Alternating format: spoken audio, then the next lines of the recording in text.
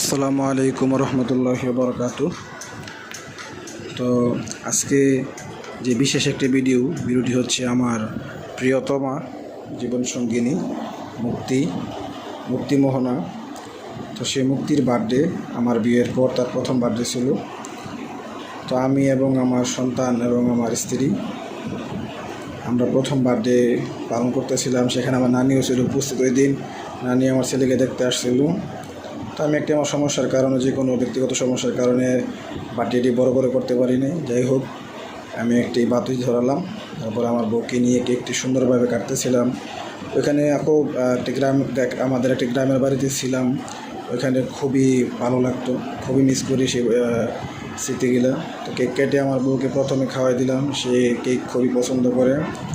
ওই দিন তার মনটি এমনিতে ভালো ছিল না, সে আবার আমাকে কেক খাওয়াই দিল। মনটি ভালো ছিল না এই জন্য, কারণ আমি একটি জায়গায় ছিলাম, তাকে সারাদিন সময় দিতে পারি নাই।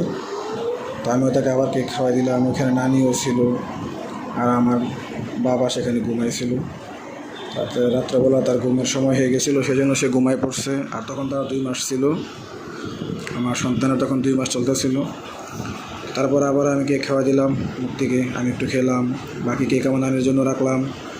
এরপর আমার পরের দিন আমার শ্বশুর আসছিল, শ্বশুরকে কেক খাওয়াই দিলাম। তারপর মুক্তি আঙ্গুল দিয়ে আস্তে আস্তে চেটে সে কেক খাচ্ছে, কারণ তার কেক খুব পছন্দ, সেই জন্য সে কেক খাইতো।